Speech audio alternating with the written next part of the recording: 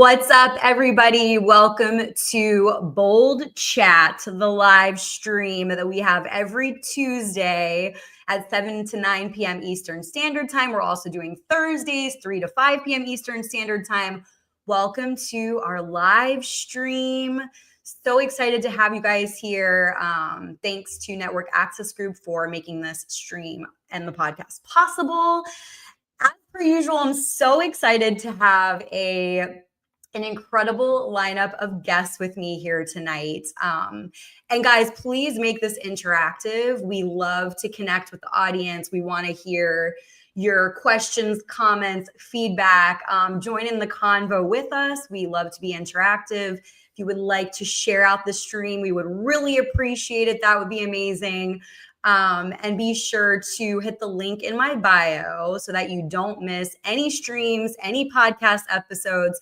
So check it out. I'm going to go ahead and bring in my awesome guests. We've got Kevin Smith in the house. We've got Jay. These are some familiar faces. And for the first time, I would like to welcome Mike Harlow to the panel tonight. Thanks, guys, so much for being here. Thanks for having me. Mike, what is up with Florida right now? Florida is tripping. It's cold here. It's like 7 degrees right now. See, it's like New York decided to be cursed and fall upon ruin. And now people just thinking, those voters just thinking of moving here is dropping the temperature. So I think it's like the universe of Florida sending a message, stay away. Unless except for us, of course, we're awesome. Yeah, so you've been here, did I see like 7 years you've been in Florida now? No, I've only been here like a year. I'm a newbie. I was fed some wrong information. I thought you had been here for a while. I'm really happy it's cold in Florida. I hope you guys give us back our Republican voters. I'm going to need them in 2026. If I could borrow them for a little while, that'd be great. Where are you, Kevin? I'm in New York. Oh, I'm sorry. That's where I escaped from. I'm outside of the city, so I won't be killed. That's good. For being an apostate. Oh, starting off on fire today. Always on fire.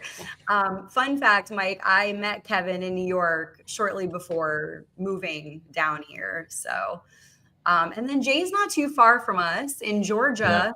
Yeah. So, we're all... Well, I grew up in Minnesota, Alaska, and a friend told me the other day, they were like, "Yeah, Georgia's the coldest state that I'll ever live in from now on," and I agree with that. Like, I'm never moving back to the cold states. Like, screw that crap. Like, it's not worth it. Yeah, I'm pretty proud of myself for having made it 12 years. Being a native Floridian and like growing up close to the beach and in warm weather, I'm pretty proud that I braved and survived 12 winters in New York. Yeah, one snow every 10 years is fine by me. I tell you what, I don't know. We could do with some of that global warming right about now. If anybody wants to drop that in, if somebody call Al Gore, we could use some global warming right now. Well, thank you guys so much for joining. I also wanted to say Happy Veterans Day. I know at least one of you on the panel is a veteran, Jay. So, just wanted to kind of anyone who's here listening, thank you so much for your service. And kind of just, Jay, I don't want to like put you on the spot because you may or may not want to talk about it. But if there is anything that, is that you'd like to share, anything about your experience, anything, any veterans issues that you want to raise awareness about. I just wanted to kind of give you an opportunity, but also no pressure if you're not feeling it. So no, it's all good. Like I have no issues talking about my service. I'm proud of it. I'm proud of the people that I serve with. Met some awesome people.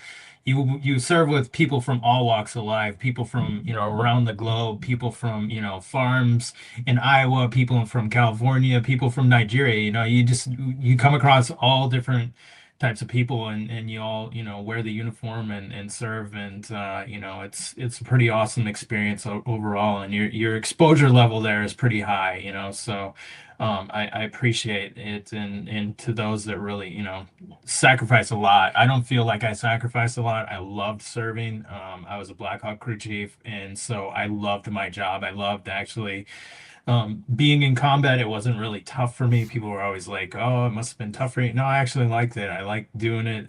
For a long time I was in medevac, so we were like, saving people. We were saving Afghanis, we were saving Americans, we were saving coalition forces. So it was really a rewarding experience doing that part. So I just had an awesome time. Loved it. Well, thank you for sharing that. Are there any issues right now that are near and dear to your heart related to veterans that you would like to kind of shine some light on or want people Sure. to know more about? Yeah, absolutely. One of the things that I talked about a lot in spaces and on my show too, is the PTSD thing, getting help for, people that need it or whatever. One of the things that I had an issue with in the service was going to mental health was like kind of a career ender for a lot of people. A lot of jobs, you cannot do that or it'll end your career. And I'll give an example, aviation. Pilots and crew chiefs, they're really not allowed to, because if they do, they'll take them off flight status and they remove them from flight status indefinitely. So Wow. the thing that I wish, is for people that are in service, I wish it was treated more like you had an injury, like you broke a thumb or something like that. You need a little bit of time to get back into the fight, but it's not, something that's going to end your career. And so I wish that it was treated like that, because I think we would have a lot less issues post service if you handled them right there on the spot versus letting them fester. So that's, if I could, if I could talk to Pete Hegseth right now, and I think he kind of knows that too, people should be able to go, seek mental health and it not end their career. So that's, if one thing, if I was God for a day, that's what I would change. Yeah, no, I appreciate that. And I think it's so important that you're willing to speak up about it, right? Like in order to raise awareness, there's so much stigma in general around mental health, and there just shouldn't be. And we need to, find solutions to this. There's so many of us who are either suffering mental health wise or know people. So as you know, mental health is near and dear to my heart. That's what I went to school for. I have my master's in mental health counseling. So I love, being a part of conversations where we're talking about it and, connecting, and so that people are like, oh, I'm not alone. So many people, and we're taught and programmed in different ways throughout life to like not talk about things and act like everything's fine. But the reality is, life is tough. There's so many challenges in so many ways. And I appreciate you saying that and sharing that. Yeah, they just need to view it as healthcare. It's not different. It's not different. It's not because it's mental, it's not different. It is still healthcare, and it's still necessary. We all go through some stuff, So Exactly. my Overall. pit bulls coming to see us. Where? Oh, Come here, baby. come, please. Come We here. love Stop. sometimes yeah. We had, oh my gosh, Mike, we had George Santos on Thursday on the stream, and he has birds now. He has birds. Birds. He is for the birds for sure. So the birds were going wild, or one in particular was going wild during the stream. So that was really comical too. So we love the appearance of pets and animals. Yeah, George has like a legit like African parakeet. The thing is gigantic. It's odd. It was really fun, and it was like eating walnuts or something, like just dropping all over him while we were chatting. Oh my god. I went to Universal Studios with George Santos, and the New York Post wrote a thing about it, that they were mad about going to Universal Studios. They're like, these are the roller coasters they went on. Like, what? Like, How long ago was breaking this? news. Breaking news. How long ago was this? Before he went to the Pokey. Oh my gosh. Maybe like last year or something. Well, I am, rumor has it he might be down here at some point in the near future. And I know he's a big theme park person. So we had also talked about possibly going together and filming some stuff. So that would be really fun. Hell yeah. We just got to get all the cool people down here. Yeah. That's Um, the thing with New York. I can't Like, I leave. was born and raised in the city. I've lived there my whole life, and it's just not New York anymore. It's not filled with New Yorkers. All the real New Yorkers have left. So, like, let's make this the new New York. No, I think if you say that, I think DeSantis is going to excommunicate you from. No, not like that. Not like that. I mean, the people who would be having none of this shit. Good. If you want, I will drop Zoran off there tomorrow. Oh no, you can have him. It'll be great. There'll be no more pork. It'll be phenomenal. So, Mike, what was like going on for you, when you made the decision to move? Oh God, it's just. What was the main reason? I think for me, the nail in the coffin was really the segregation with the mandates in New York, something I never thought I would see in my lifetime. At the same people who screamed Black Lives Matter for a year, 10 seconds later, implement policies to segregate the majority of Black people, the majority of anyone with a thinking brain in New York. So that was really it for me. I lost my job. I couldn't rent an apartment. I had on that Friday found like my dream apartment, was putting in a lease. And that Monday, the vaccine mandate started, so they wouldn't rent it to me. You couldn't go anywhere. It was crazy. So I was like, I can't. It's such a weird feeling to be the place, your hometown, the place that you're from, that you've loved, segregating you for not getting an experimental drug. It's crazy. So it's just gone so downhill, and it's so beyond even the obvious things that people talk about, like the crime or the homelessness. Obviously, that's bad, but just the whole vibe of the city is gone. It just feels like the apocalypse. Like everyone there is miserable. I feel like there's no more like dirty, disgusting after hours nightclubs that like open at like 3:30 in the morning, and you're like, what are we even listening to? There's a guy smoking a hookah over there. There's like, we used to just go to, as like a Long Island kid, we would just take the train into the city and just get on a subway and get off at a stop and just like see where the night took us. The idea of doing that now is so like out of my realm. And like, not even because of the crime, just because like I feel like everybody who's awesome left. They're all living on Collins right now. They're all living on Miami Beach. Everybody with any talent dropped out after COVID. They're all gone. Well, I can't imagine for you, Mike, because I'm not from New York, but I did fall in love with New York. I had my own love story there, and like sang its praises, and it honestly changed my life in so many ways for the better. It's one of the best decisions I ever made. So it is pretty heartbreaking to break up with New York, essentially. That's kind of how I felt. Like for me, it was more of a safety. Like I was there throughout the pandemic and COVID and lockup, and that was like a lot. It was, yeah. But yeah, just the safety stuff now. And it's true. We've been talking a lot about this on the stream recently. But just how much it's changed and the concerns. So yeah, It's always weird for me to hear about like what's still going on in these blue states, because Georgia, like we didn't really play that game, and even crossing over into South Carolina, there was pretty crazy difference in the way things were. Like when I would cross over into South Carolina on 95, there would be like road signs out there that said like masks are mandatory and stuff like that. And in Georgia, we just didn't do that. I never got sick. I don't know anybody that really got sick around me.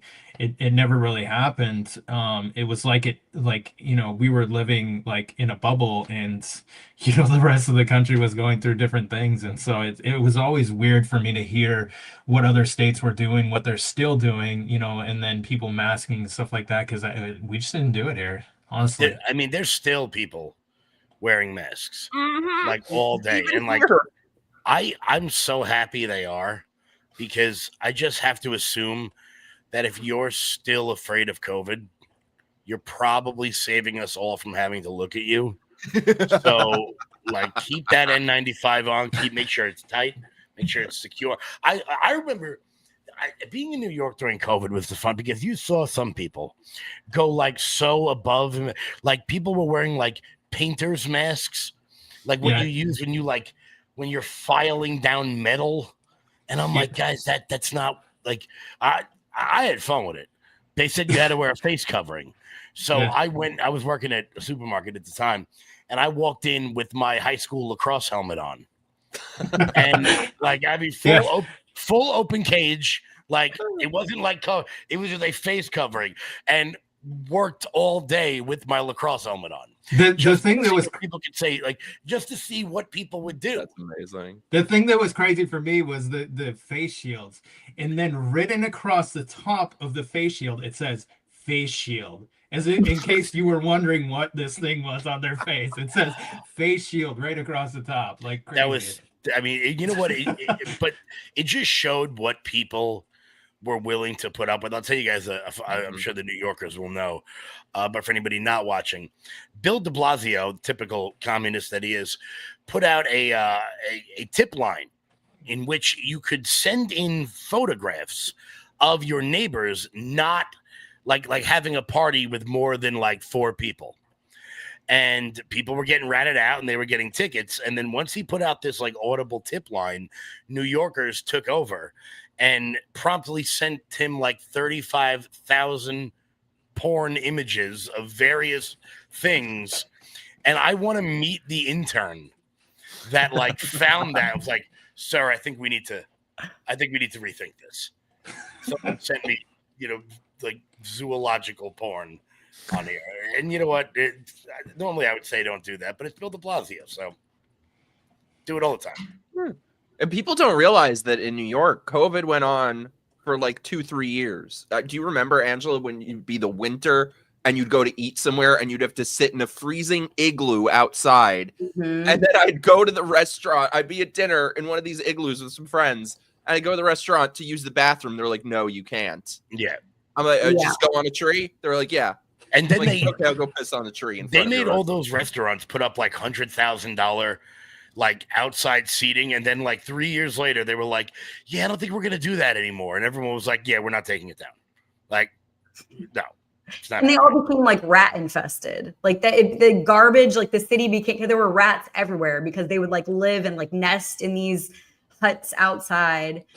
Let me tell you, you never saw rats in Giuliani's New York. Right? Never. There's so many things about that time. Except Al Sharpton. I set that up for you. Al Sharpton was the only rat in Giuliani's New York. Yeah. It's so crazy to me. Sorry, and I'll stop ranting about New York. But, we love ranting about New York. It's so crazy to me that, like, if I were still, because I was I'm still a dumbass, but I was a liberal dumbass back in the day who voted for Obama and believed all his bullshit. So if I was still 18, I would listen to Mamdani and be like, oh, that's wonderful, everything he's saying. Make everything affordable. That's great. But did we not just have 8 years of the most far left mayor in New York's history who said all the same shit? He's going to make New York affordable, and it only gets more and more expensive. And that is really one of the worst things, that how I grew up is impossible now. My family was middle class. My parents were musicians. And we had a lovely upbringing in Manhattan on the Upper West Side. That's not possible anymore. I was looking at places there thinking maybe I'd go back and forth or something. Like, you can't rent a place for $5-6 grand in a shoebox in Harlem. Mm-hmm.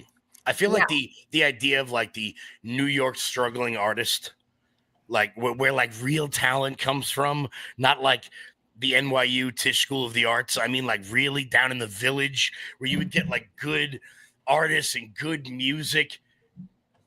Gone. It doesn't exist anymore. Like it's wild. Yeah, no, totally. I mean, during my time, it's changed completely too. I mean, I did move there with no job, like just to kind of have a change. And I mean, it was expensive then, but it's 12 years later, insane. It's the rents are crazy. So much is different. I mean, look, New York was always expensive if you wanted it to be. But there were places like all the way downtown you could go and have be like a normal person and have a night out. I mean, look, if you went to Webster Hall, if you went to Pasha, if you went to Sound Factory, those you were going to pay $14 for a glass of water. But like, you know, it's you would go downtown, these little chic shops that would sell like empanadas for like $1. Game over. Oh, it's so true. It's so depressing. And the thing is, dude, these Democrats who every single place where they get power, every place where they talk about making it affordable, it just becomes a city of the very rich and the very poor. There is no more middle class in New York. They have wiped out the middle class, and they'll do it even more so now. Yeah.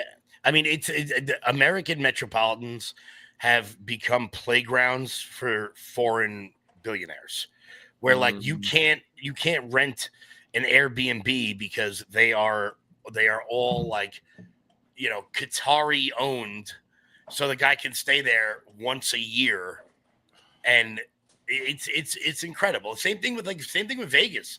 Vegas got like that too, where like the only way you could get a table at like the board at like Caesars is if you were some Middle Eastern prince and could pay like 10 grand for a bottle of vodka. Like it's those sorts of areas are dying, and that's just one of the reasons. Well, Mike, how's your experience? Had you spent time in Florida before moving down here? Not all that much when I was a kid. My grandparents lived in Florida, so I'd go see them. But not really so much. I'd be there here and there. But it was just kind of like a beacon of freedom during COVID to see a place without segregation, without fabric muzzles on your face, and with nice weather too. So it's been amazing. It's the polar opposite, the vibe here, just people who are actually not hating life. Yeah. The weather helps too, right? Like it helps your mental health, the brightness, the windows, the sun. I think that's another thing we've talked about recently is just, you know, being in New York with these long, dark winters, and now with everything, you know, and feeling unsafe, and everyone's just like miserable. Everyone was really just feeling like miserable and hating life. So definitely for me too, being down here the past few months has been very positive for, speaking of mental health, my mental health and mood. And yeah, it's a sunny, brighter life for sure. Well, I'm so glad we got it. We got like the last friggin' boat off the Titanic. I'm coming to visit. I'm coming. Yes, come. I am absolutely coming to visit because today was like it snowed for the first time today. And like, I know you guys are doing your weather thing down there where like everyone dies because it went slightly below 60. But when it becomes normal again, Kev, the big guy is on his way.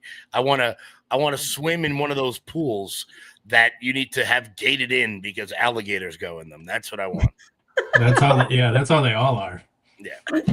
Yeah. We may have an alligator yet. We may have Zorhan and, you know, mentally ill people on the subway, but we're not dodging dinosaurs.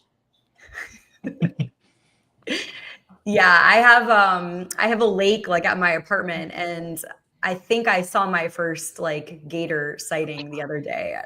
I think I'm not 100%, but yeah, but thankfully not in a pool yet. But yeah, I did grow up in an apartment where we had like a little canal outside of my apartment, and there was always gators in it, and I was like 3. Yeah, that sounds amazing. Yeah, there's tons over here. Yeah, there's like gator roadkill. Like there will be like, you know how like deer get hit on the road or whatever. There's gators like getting hit on the road. They're everywhere here. Bro, no. I feel like I saw something too today. I didn't look too much into it about iguanas falling from the sky or something. Yeah, for sure. So there's that sounds like Miami. So Florida was like I actually wrote a paper about this in college. Florida was one of the last states to like ban exotic animals from being sold like in the state. So people have like these Burmese pythons or like these giant iguanas, and then they don't know what to do with them, so they just release them. And now these pythons are eating everything in the Everglades, and they like destroyed the ecosystem. It was wild. Like people go python hunting in the Everglades. I got invited once, and I was like, yeah, you know what we could do? We could do anything other than that. Why don't we go, I don't know, grab a beer instead of hunting snakes in the swamp? There's like a bounty on them, I think. You can get paid. Not enough. Well, should we transition into our next topic? So guys, like I said, reminder, questions, comments, go for it in the chat. We love to see what you have to say. I'll pull them up on screen. We can go for it.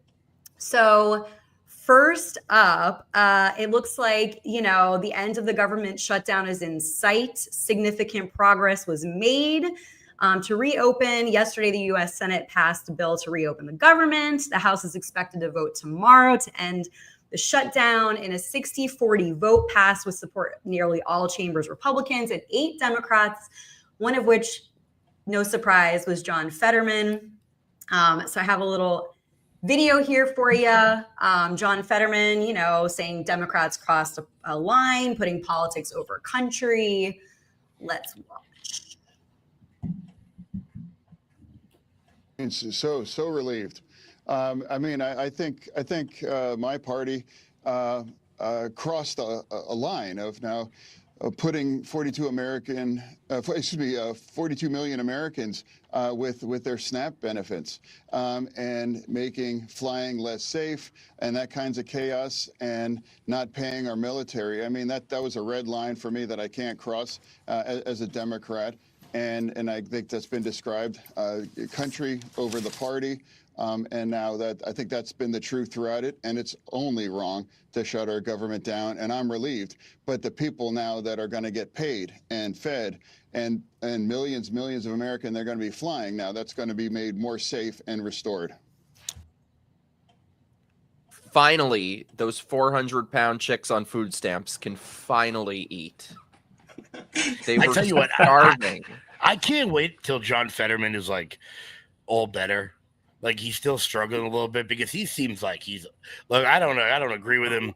He's kind of a Nepo baby who pretended to be like, this like bootstraps kind of guy. But I would, definitely, yeah. I would love to hang out with John Fetterman. He seems like a blast as long as he leaves that wife at home.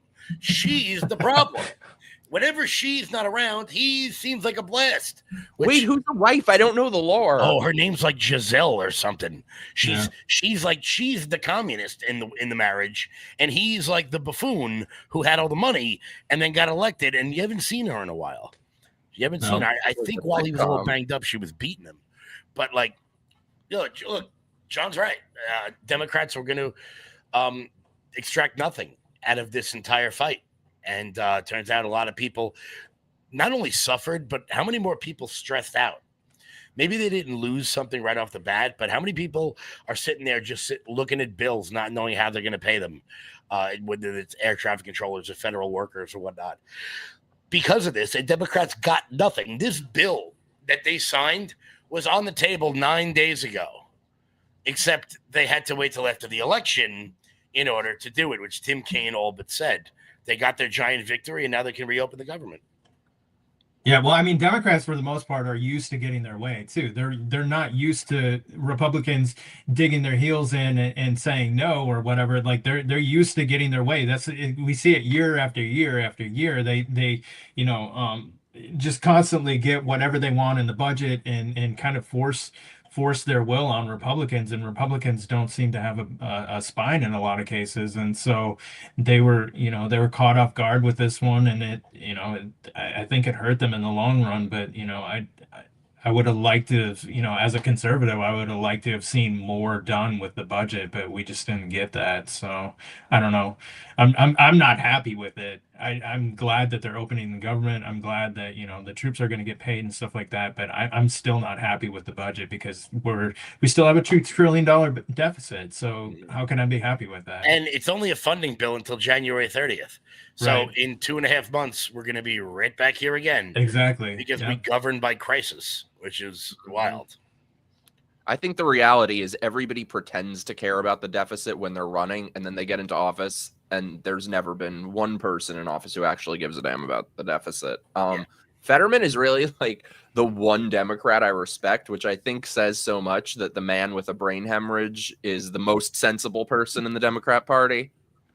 I saw him. It's amazing, though, how dishonest these people are. I saw a clip of him on The View, and that bitch from The View who has been screaming and shrieking this entire time, blaming Republicans for this and how terrible the government is shut down. It's all because of Republicans. And now she's shrieking about Fetterman for voting that they shouldn't have reopened it.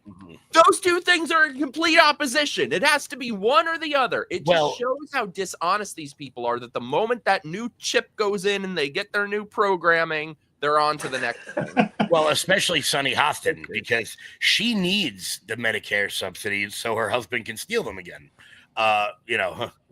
Little nugget that allegedly. Wait, I'd love like all the lore on these people. Yeah, so Sunny Hostin's husband, Hostin's husband is a doctor, and he got caught up in one of the largest Medicare fraud schemes in history.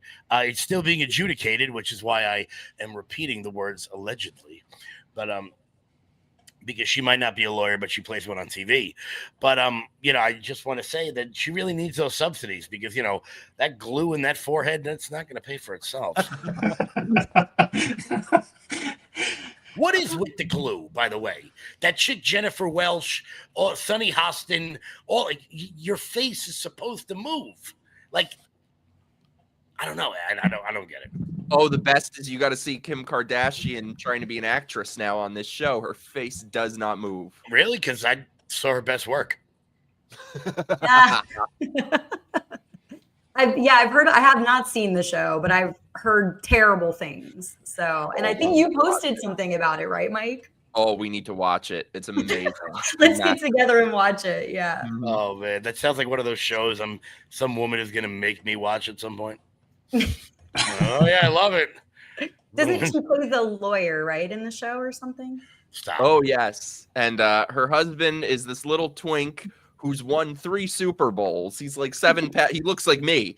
He's won 7 Super Bowls, and he divorces her because he's just so intimidated by her power, and so he takes off to leave with a stunning, beautiful trans woman who. He's being blackmailed, but she says she won't blackmail him as long as he goes on a date with her so TMZ can see it because of the community, because that would mean so much to her community. I hate that family so much. I hate Kim. Once the community enters the chat, it's going to be some bullshit. I hate them so much. I hate Kim. I hate the one that's dating Travis Barker because his music has sucked since they started dating. I hate OJ's kid, whichever one she is. It seems like the two that are the most normal are Bruce's kids. Wait, she was banging OJ is the father of one of them? Yeah, the one that looks like a linebacker. I don't know anything about this family. Like linebackers. No, you got Kim, then you got the one that's dating Travis Barker, and the other one.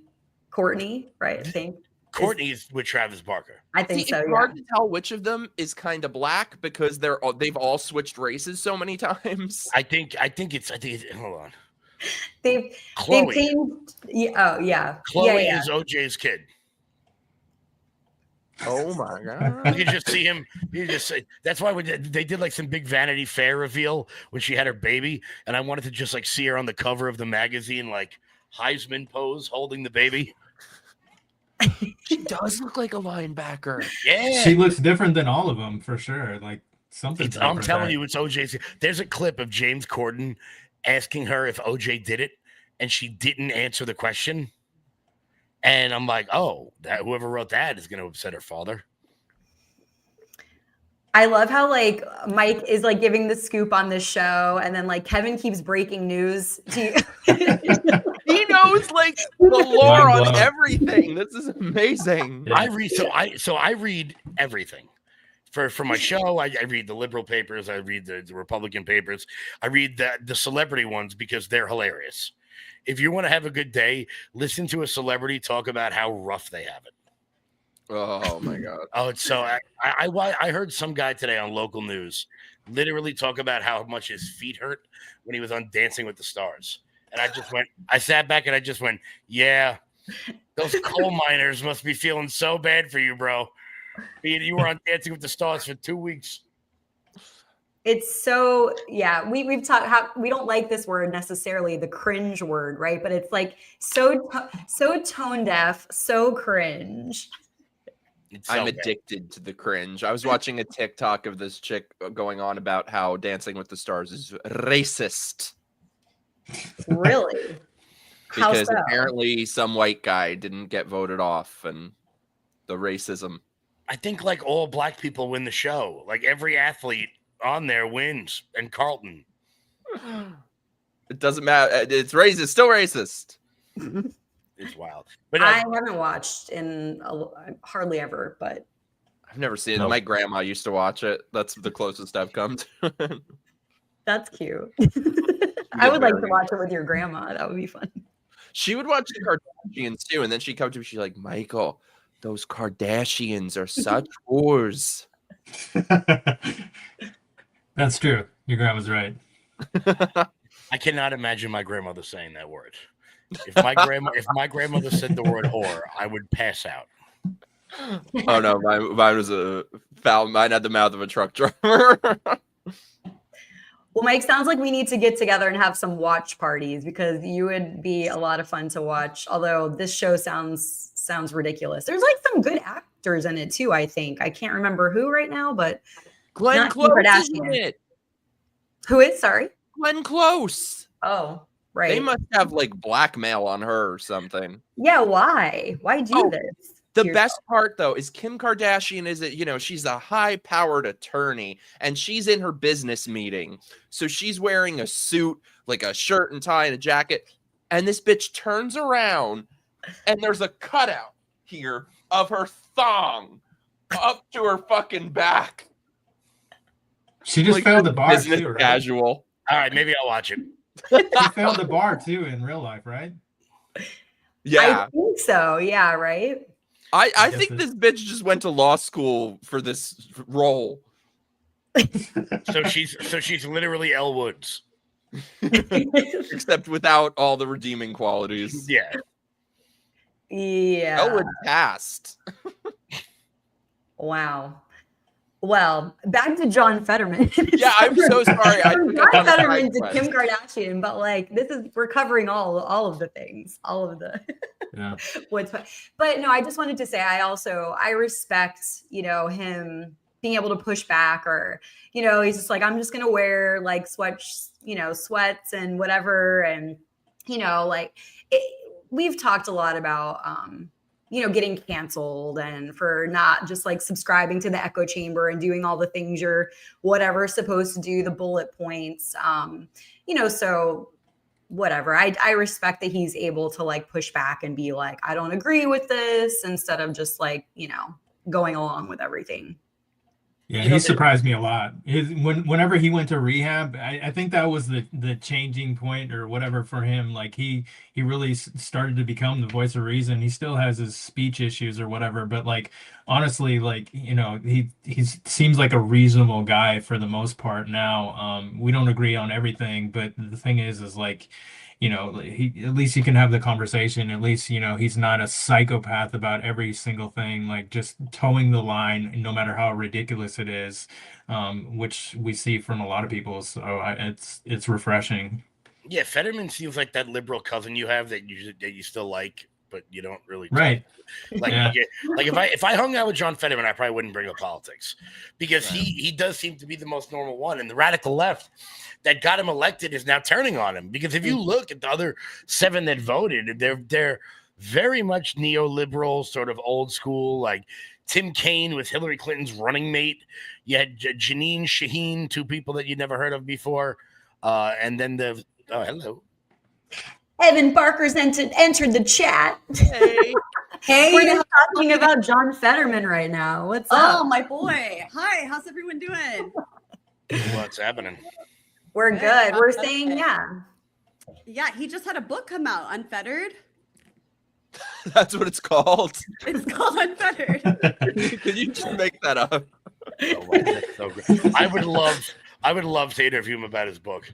Like, Yeah. John, tell me what your ghostwriters thought. Like, When I was working in Democratic politics, we used to call him Fetty. Aw. like Fetty Wap. Big Fetty. I don't know. I said he seems like a fun guy, and he's now. I've never met him. I've never met him. I really like him. I think progressives have always had a problem with him, contrary to popular belief. They'll tell you now that he betrayed them, but in reality, they never really liked him. He wasn't their pick during the primary. But now it's not just the progressives, it's like the entire party. And it's because he is the type of Democrat that just doesn't toe party lines. He actually wants to reach across the aisle, and he's not antagonistic to Republicans or conservatives. He's friendly with them because he represents the state of Pennsylvania. And also, I think that's probably just the type of guy he is on top of that, right? But it's interesting because I get into arguments with Democrats all the time who will say, we want John Fetterman out of the Senate. He should go join the Republican Party. We want to primary him. Screw that guy. But at the same time, he actually votes with them 94% of the time. Like, he's not, what? It's a cult. It's crazy. It's just his vibes that they don't like. And at the same time, he's the only Democrat senator to flip a seat since 2022. Because so, like, why would you want to oust the only person that's been able to successfully flip a Senate seat for your party and who has an A rating with voting against Trump 94% of the time? They do not tolerate nonconformity. Exactly. That's it. It is really just that sort of cult mentality. And he happens to be on the wrong side of that war in the Middle East and the left, that the radical left doesn't really like. Right. He did one of the funniest things I've ever seen. He walked past like a pro-Palestine protest with like one of those like little Israeli flags that are like this big, and his big ass was like waving it around. It looked even smaller. It was one of the he like crept through the back. I gotta try to find the clip. He crept through the back of this protest, waving this little Israeli flag. And just like a big goon. Like he's hilarious. I love the guy. Well, and I think it should say a lot to Republicans, too, of why he won, because he's either an authentic person or really good at appearing to be one. And who did Republicans put up? Friggin' dumbass Dr. Oz, another person who believes in nothing, who stands for nothing, who changes their position with the wind. And that just isn't good enough anymore. I mean, look, I like Dr. Oz as a concept, but you got to pick somebody that lives in the state. I actually think, Kevin, in that race, Fetterman versus Oz, Dr. Oz, he was like the limousine liberal in that race. Yeah, he was on TV saying like, what was it, crudité? I'm not even fancy enough to know. I'm not even fancy. Yeah. Wait, crudité? Is that what it is? Also, he lives in New Jersey. He was on TV talking about transing kids. And here we go. And not like Camden County, New Jersey, that's on like the border of Philadelphia. He lives in like Bergen County, like outside of the city. He's not even close. Right. But that's what happened in 22. We picked the worst candidates on planet Earth, and that's why we got swamped by Democrats. We picked Dr. Oz in Pennsylvania, who didn't live there.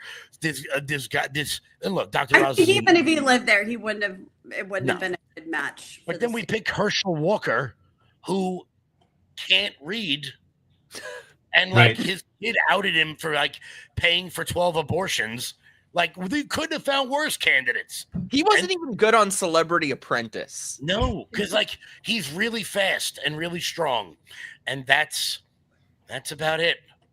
Right. Like he's a Georgia legend, but that's not enough to win a Senate seat. No, for sure. Yeah, that was disappointing. I don't dislike Herschel Walker, but he was not who I would have picked. There's some fantastic Georgians that speak well, that Mike, Collins or whatever that's running now. He's going to do.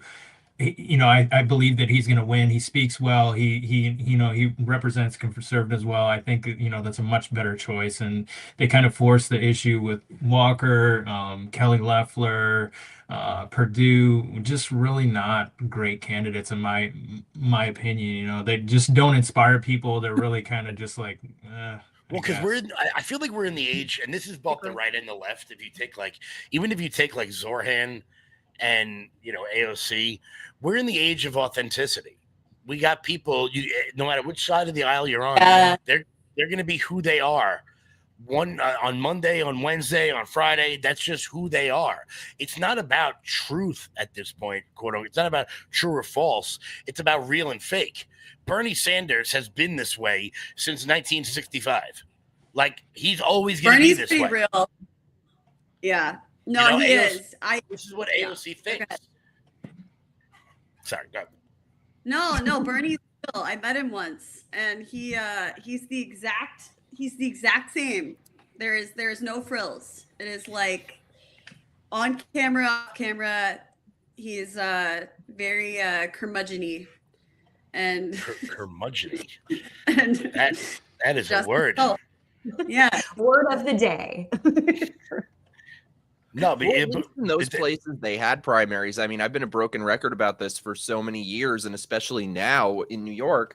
I don't understand how the Republican Party, anyone running it in New York, still has their job. They did not even hold a primary, and then their only answer is, "Oh, just vote for the other communist who locked down the city and killed your grandmother. Just vote for him."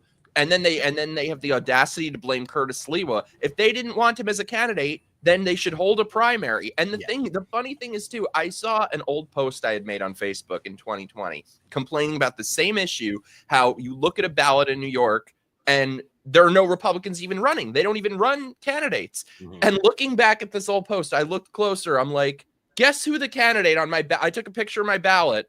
Mamdani, when he came into power in 2020, was unopposed by Republicans. They couldn't even be bothered to run anyone, and they basically didn't even run anyone this time. It's unbelievable to me how they look. I have so many problems with Republican politics here in New York, and I get myself into a shitload of trouble because I can't stop saying what I feel out loud regularly. So, and they don't like it, but I got yelled at about the Curtis thing. I was like, dude, you should have ran as an independent. The fact is that in New York City, it is 12-1 registered Democrat to Republican. A Republican's never going to win New York City ever again. In our polarized sort of world, it's not going to happen. So you run as an independent, and it's not out of the realm. They did it in, I believe the Democrats did it in Utah. I think it was Utah with one of their Senate candidates. They didn't run a Democrat. He was obviously of the left, or maybe Nebraska, one of the two. But he ran as an independent, and he almost won. In Oregon, they don't run a Republican. They run an independent against a far leftist. What was that? Dan Osborne in Nebraska. Yeah. I actually think that I thought it was McMullen. Dan Osborne ran in Nebraska as an independent for Senate last cycle, and he's running again this cycle. And I actually think that if Democrats want to figure out how to win back working class people, it's basically the Dan Osborne recipe, because the brand is just so toxic that you basically have to run as an independent if you want to be able to even have a chance. And look, it's the same thing for Republicans in New York, in New York City. That is, at least, just look at the combined vote total between Republicans and Democrats. Curtis Sliwa got 130,000 votes. Between Cuomo and Mamdani, they got 2 million. 2 million, which is even further out than the 12-1 number of registered voters. Then the conservatives ran somebody, they got like 9 votes. It's just I don't know who that woman is. I'm sure she's lovely, but I don't know what the hell that was all about. But it's you have to play politics. Elections are not about who's better or who's got better policies. Elections are about addition and subtraction. And that's what a lot of the Facebook campaign managers out there don't seem to understand. I unfortunately agree, but I feel like there's just been so many years and years and years of negligence from the Republican Party in New York that now I don't even know how they would begin to make up for that. Yeah, there's no infrastructure in place at all. And the people that know what they're doing, who've actually won elections before, in case anyone's listening, I'm over here. They don't listen to them. Oh, no, you're new here. And I'm like, all right, well, you're old here and you're losing. So they're like, I got Rudy Giuliani elected. I'm like, that's spectacular. Before cable, like, you guys were popular when, MTV still played music. Like, I'm sorry, guys, you got to come into this millennium. Well, and when Republicans lose somewhere or are in a blue city, they just give up. And who does not do that? Democrats. I mean, they just stay in red places and try to chip away at it. They were in the last presidential election thinking they were going to win Florida, which is delusional, but I at least have to respect the effort. Mm-hmm. Right. And you know what? They shoot for the top. They don't tinker around in Topeka, Kansas. They go, we're going for New York City. We're going for, we're going to primary Hakeem Jeffries out of the minority leader role. They go for it. They swing for the fences. And that way, look, if they come up short, they come up short.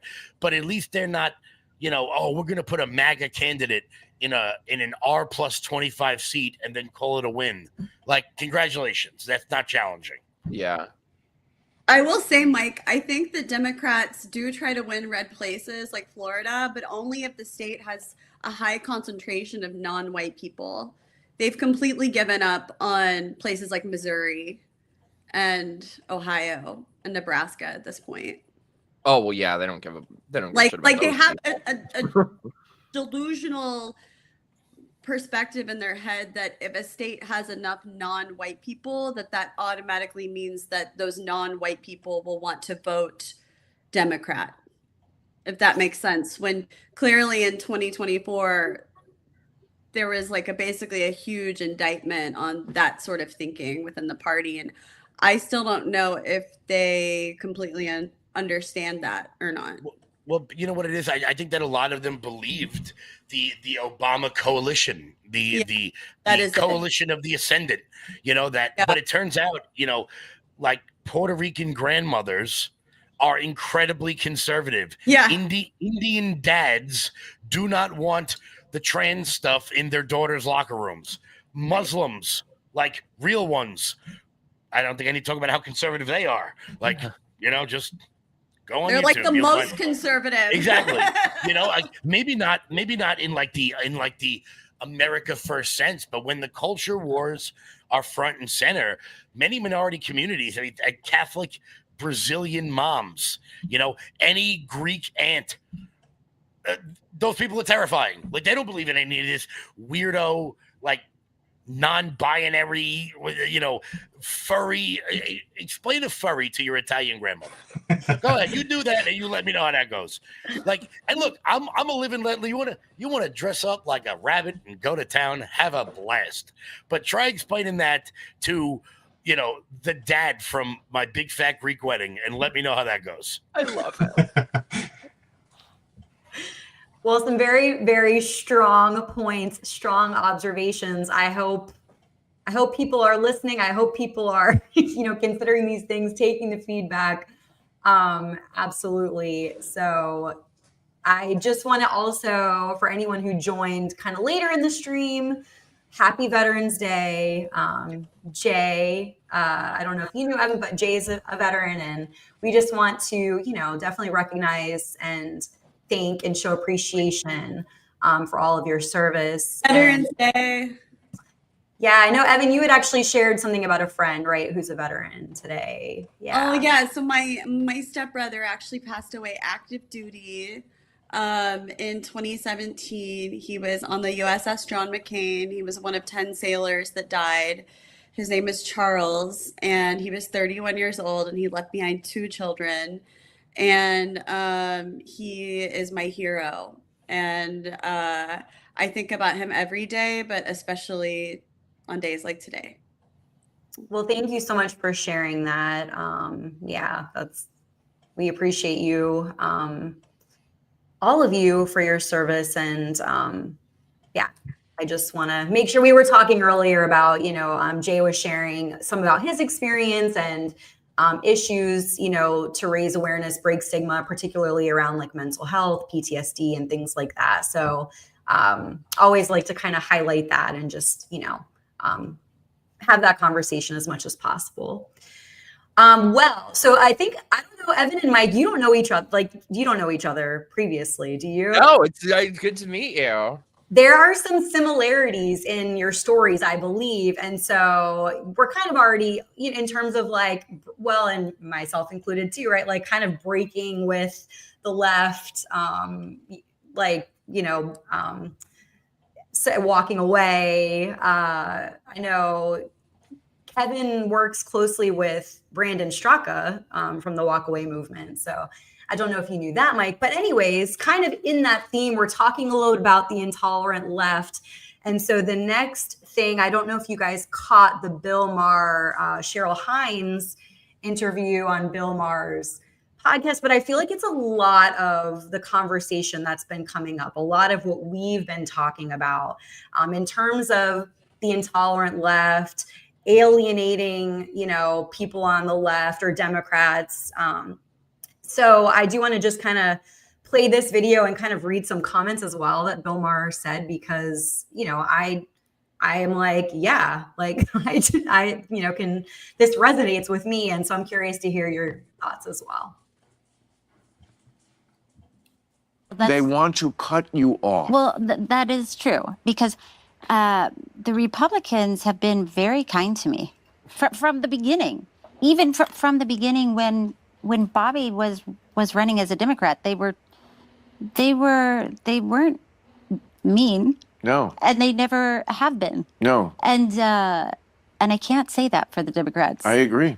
And it's sad because it's not the Democrats we grew up with. Right. Yeah. And that's the difference that people don't, I think, see. They're like, why did you turn on the Democrats? Well, first of all, I didn't. Like I said, we voted for the same person. But I'm not going to pretend I don't notice how different they are. Yeah. How mean they've become. Very mean. And also, like, often just bereft of the facts. I mean, like. Yeah. So initial thoughts from you guys? So it's really important that it's coming from them. Like me and Kevin can have this conversation. We can say the same exact thing, but until it comes from a liberal saying this about that, nobody's gonna.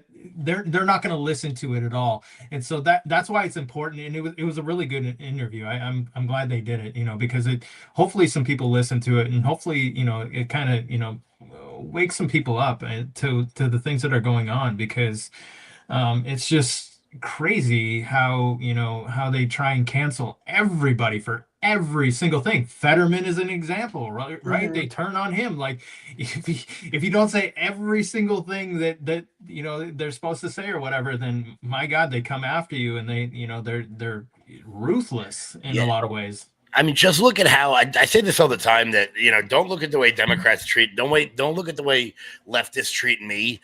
Look at the way they treat people they believe ought to be on their side. Ariel Scarcella, Dave Rubin, anyone black. Like, look at the way they treat them, and you'll see how they actually feel about people, because they feel betrayed in some way. And I think that's why we have this sort of weird coalition. I when I was on Tim Pool's show, I was joking around with Phil, and I was like, you guys have the greatest show ever that nobody would assume. You have a rock star, a skateboarder, and a hippie all talking about Republican politics. And I'm like, it's because I can disagree with people and still not be an asshole.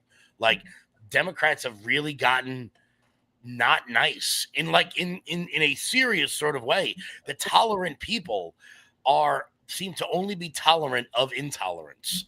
The sort of glossing of the rest of the world without understanding how good they actually have it here. And it's tragic to see, because I think two healthy parties are good, and right now we have one party that is just not healthy.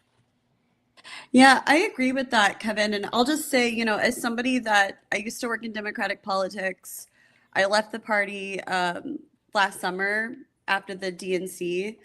I'm not a Republican now. I'm not a conservative. I didn't go from Democrat to Republican. I have many, many views that are still considered on the Democratic side of things. I did vote for Donald Trump, but I'm it was kind of like a fuck you to the Democratic Party. That's pretty much why I did it.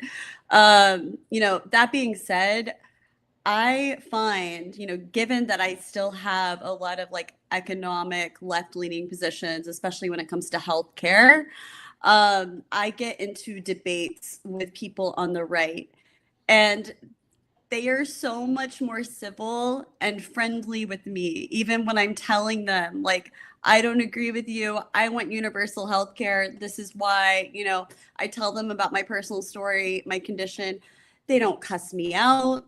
They're like just so much more friendly and pleasant to talk to, even when we're disagreeing. Of course, occasionally there's an asshole, right? That's just human nature. But I think in general, the right is so much better at calling in to people than the left.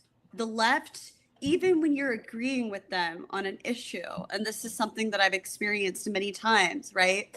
Like if I've criticized something that Donald Trump has done, since voting for him, which I've criticized, I like a lot of things he's done. I really dislike a lot of things he's done. It's kind of like a mixed bag. And I'm very open about that. And and even when I'm talking to people that are on the left and I'm telling them what I disagree with the president on, they're still just continually saying, well, you voted for this. This is what you get. Fuck you. You know what I mean? And it's just like, it's so gross. And it's such a like, they're insufferable. They're truly insufferable people. And I find myself like just getting along with conservatives more and Republicans more and liking being around them more, despite not agreeing with them on everything. And I think I think a part of it is just like, it's this cultural thing where for whatever reason, and maybe, I don't know, like you guys can help me parse through that, because it's something that I really try to figure out. Like, what is it? Why is it culturally so different? Why is the right so much more friendlier and accepting of differences of opinion and people that are imperfect members of their coalition, whereas the left is not? I mean, I'll tell you why. And it's because, and I am not a religious person at all, but in the absence of religion, people find a religious zealotry, and the left has made their politics their religion. And what makes that different between Christianity or Judaism or Islam is that in normal religions there is a repentance process where you can be forgiven for the things you've done wrong. In the politics of leftism, there is no way to make up for the fact that you have sinned. And because of that, you get cast aside, you get thrown away.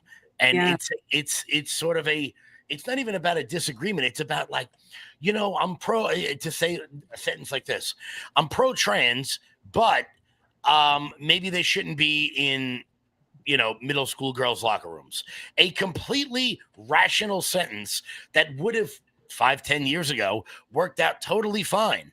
But there is no way to accept that you have broken one of the tenets of this religion.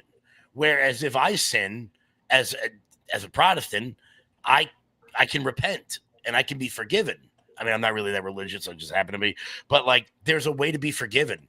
Whereas now you're living knowing that you made a comment 15 years ago, Kevin Hart, and now you're going to be cast aside from the Oscars because you made, I want to be clear, a hilarious joke 15 years ago, or Sarah Silverman wore blackface in a comedy sketch. Sarah Silverman, if Sarah Silverman is not left-wing enough for you, there is no way that you could be, she's and I love Sarah Silverman. She's hilarious. I mean, she hasn't done anything in 15 years, but before that, she was great. She's so left-wing. She's so left-wing. He's way more left-wing than me, than I probably ever was. Exactly. And I that's what I think it is. I think it is in the absence of structure, people look for some kind of structure. And I think that's what it ends up being. Yeah, I feel like you just described Blue Sky and Reddit in a nutshell. Like, you just described exactly what goes on there. It's so hardcore. They are so hardcore left that you cannot say anything outside of the narrative, and anything, like any divergence, anything, you're kicked from whatever, like you're blocked, banned. You just remove from the subreddit like that 100%. Like you cannot say anything outside of the extreme left narrative. 100%. And Like- and you know what it is, and because of that, they push more and more because they want to show up the person who is left wing.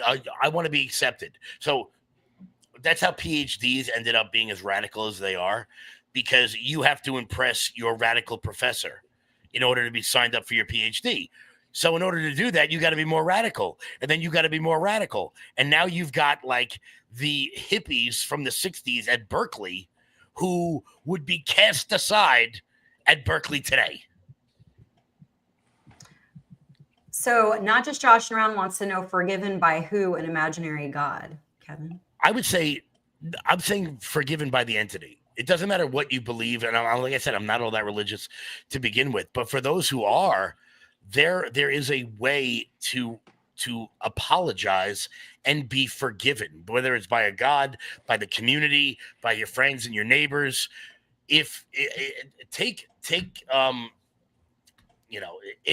Jewish person, if an Orthodox Jew eats shellfish, there is a way for them to make up for the fact that they have sinned in the eyes of their community. But on the left, nothing you do is ever good enough to make up for the fact that you have a rational position and about whatever it may be. If you're a pro-life liberal, if you're not into like the grooming of kids, if you're if you're like, oh well, I kind of want to be taxed less too, or hey, the whole tax the billionaire doesn't really add up because there's not that many of them. Like, if you do that, there's no way. Like we were talking about Fetterman, 94%, not good enough, not good enough at all. Well, this is something that like I've been very vocal about recently too, is getting canceled by the left for saying that I don't think that vandalizing Teslas is bad, like just asking those questions, or even just being willing to have conversations with certain people, or going to the Moms for Liberty Summit, or it's so judgmental. And I don't understand how we're going to get to a better place without being, without even asking questions. I don't even know why, or like, it's this whole, like, we can't even like have the dialogue. And I think that's something that Bill Maher has been very vocal about, is that they won't even come to the table to have these conversations, right? The whole, we can agree to disagree. We don't have to agree about everything, but like, you can't even ask the questions. Exactly. And I think it's going to take more people like Bill Maher, people on that side. It's going to take someone to look at these radicals that are doing this, and when they try to cast them aside, just go, shut the fuck up. Like, don't play into the radical. Look, if you're pro-abortion until birth, okay, be that, but don't cast your aspersions on others. Like Evan and I probably disagree on a bunch of stuff, but here we are. I'll get you a beer afterwards. I don't know how far away you are, but we'll go out afterwards. We'll have a good time. Because come to Florida. You guys are. I'm coming. I'm coming tomorrow. No, like actually, I'm coming tomorrow night. Do it. Yeah, well, if I can ever fly out of Kennedy, we'll see. If those air traffic controllers want to get their fat asses back to work, I have to go to Mar-a-Lago. If we can wrap this up, please.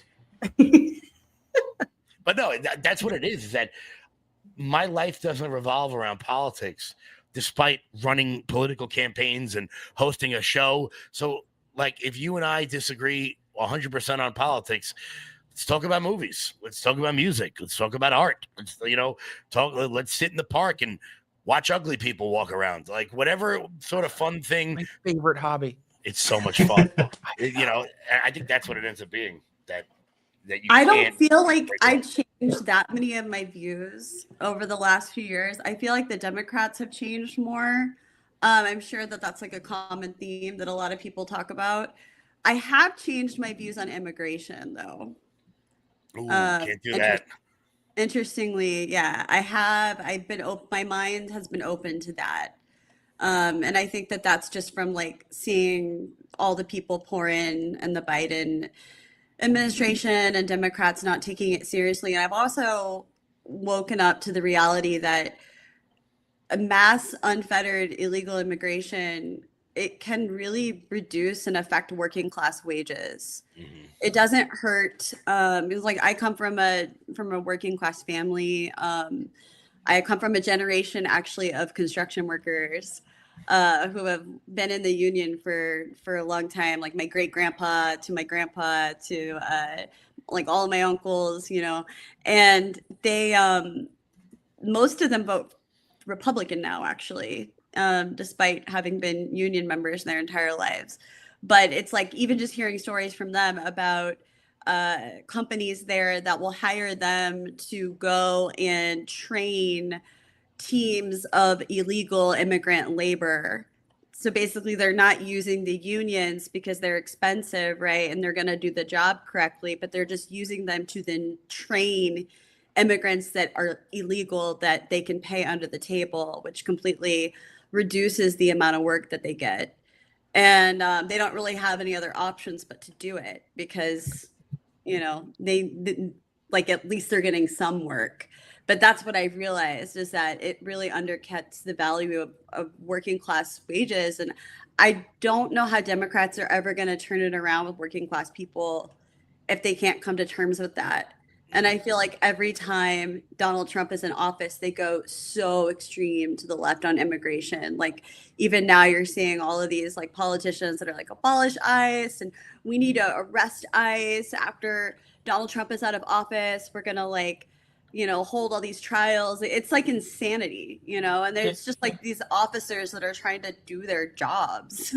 Well, the other piece too is like, you know, can't we agree that like, you know, human trafficking and like kids getting raped on their way up from, you know, Mexico and stuff like that, can't we agree that that is bad shit?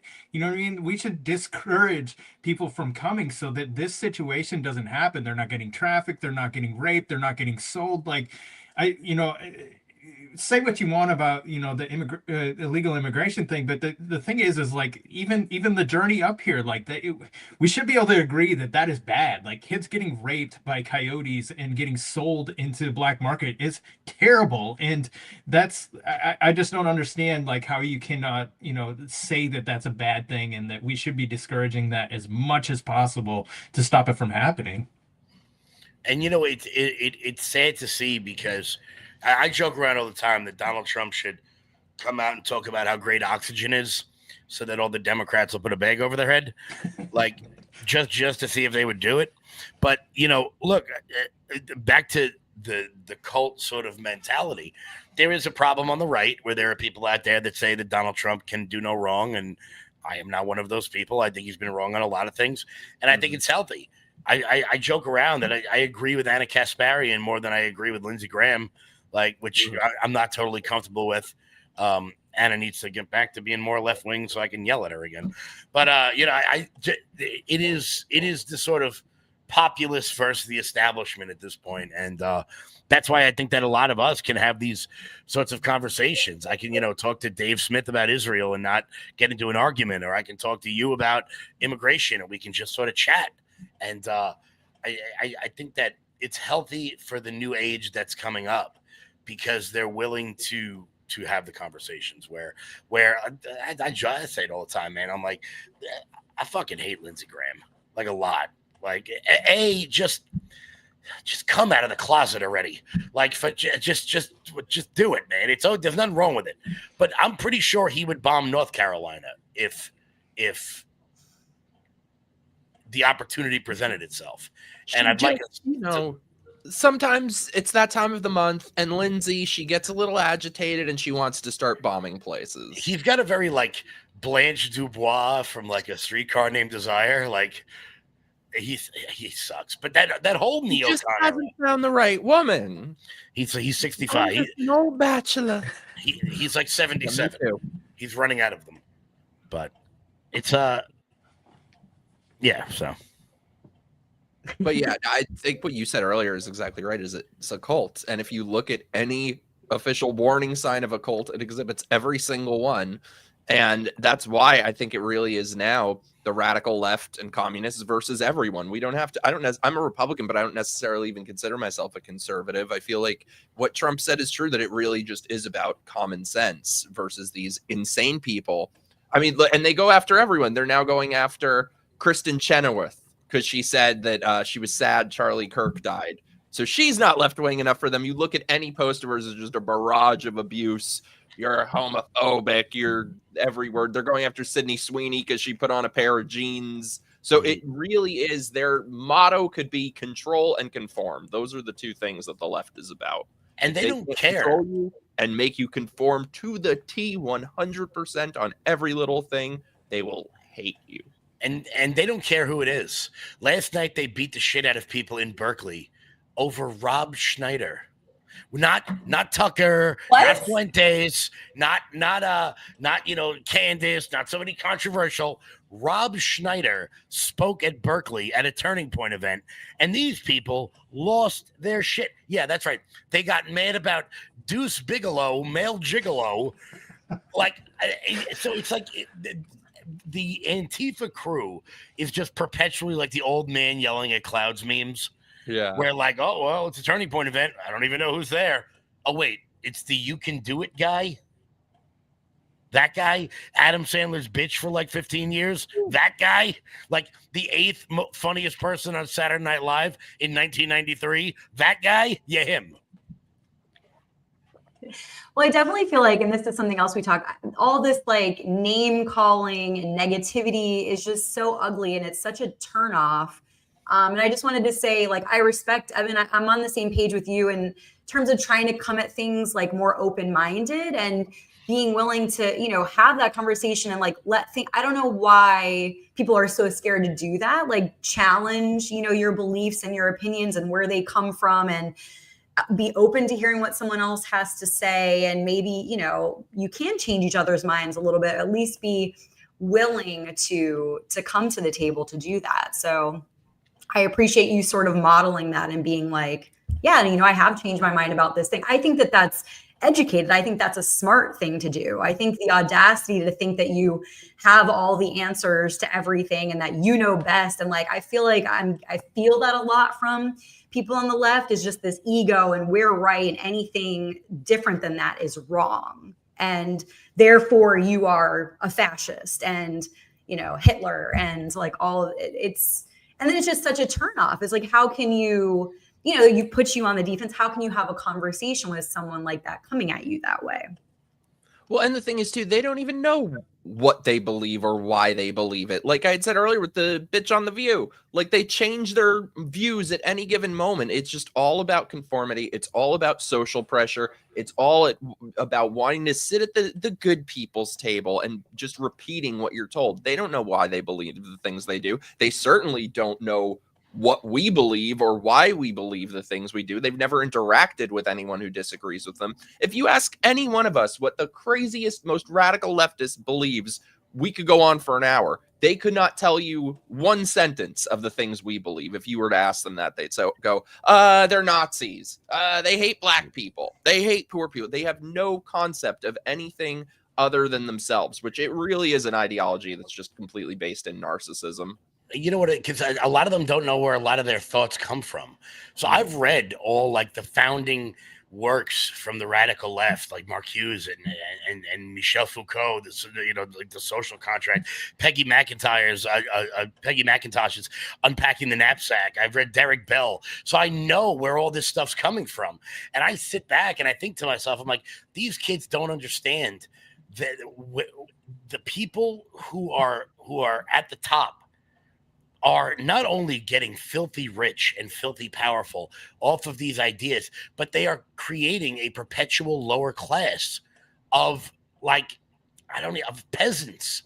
These are the revolutionaries that we saw in like the Soviet Revolution, where they weren't like the working class rising up. It was rich kids. It was people like Zoran Mondani, whose mom was a director for Disney. He wasn't oppressed. Like, are you kidding me, bro? You've never had a job. You're a failed rapper. Ben Shapiro has a better rap career than you do. Like, people don't know where the ideas come from. And because of that, they don't know where the ideas are going. And I think that's why you see so many more people like Evan who leave the cult of the left than you do the other way around. I mean, I can't name a single elected, like I can't name a single elected who has went from Republican to Democrat, but I can tell you 15 off the top of my head that went the other way around. There's some that like Adam Kinzinger, who's like, I'm a real Republican. And I'm like, no, you're a dick. Like, you know, like Liz Cheney. I have one. Liz Cheney. Well, Liz Cheney is a war criminal. I know. Yeah. It was one of the reasons that I was so disgusted by the Democrats last year. I was like, what the fuck are you guys doing? Like you're trading Tulsi Gabbard for Liz Cheney? Well, no, but I think that she's completely emblematic of what the pre-Trump Republican Party was. That when Adam Kinzinger or Liz Cheney say, I'm a real Republican, yeah, that's true of what the Republican Party has historically been. And if it were still that party, I would never be a Republican. Yeah, it's so funny because I grew up in like the tight ass, boring Republican world with like, you know, Bill O'Reilly like blaming Eminem for Columbine. And I remember sitting back being like, I do not want to be around any of these people ever. Like the no sex until marriage and no drugs and that just boring ass people. And I'm sitting here and then now I'm like, it is the left who has become the tight ass party who doesn't want to have any fun, who doesn't want to be any different, who wants to judge you for a photograph you took 25 years ago. Yeah. And I'm like, with the exception of like Fetterman, I can't think of many people on the left that I would actually want to like go out to dinner with. They would find like me ordering a steak medium rare aggressive. That's the only way I order my steak.